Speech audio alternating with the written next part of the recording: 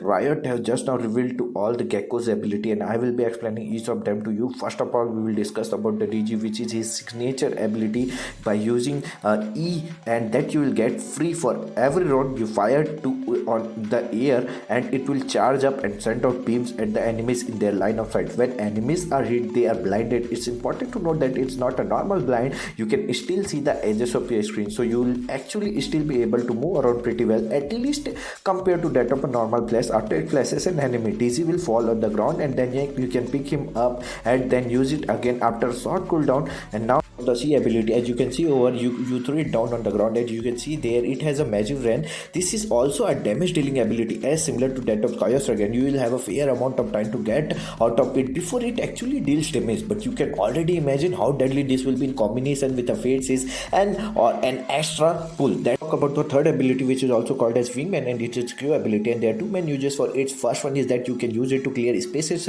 because you launch it out, and if it sees an enemy, it will jump toward them and instant them. Now I'll talk about the second part, which is more exciting use of the Wingman, as you can ultify him or right click him, and if you have this spike, it will send him out onto the side to plant it, and works on defense as well, where he can fully defuse the spike whichever way you decide to use Wingman. After he expires, you can go and pick him up again to use after 10 seconds. The final ability is called as Thresh, and this is one of his ultimate, which will cost somewhere around 7 points, and the initial function is similar to that of Skydog, where you will be able to equip ability. You use it, then you can move around the map. However, once the land on enemy, it will detect hit by a kill zone lockdown. Just like their other ability, when Thresh expires, it turns into a globe which can be picked up to be used again after short cooldown. Thresh can only be reclaimed once as of right now. This ultimate is going to cost 7 ultimate, but you can imagine things like that could change pretty quickly. It's also worth nothing.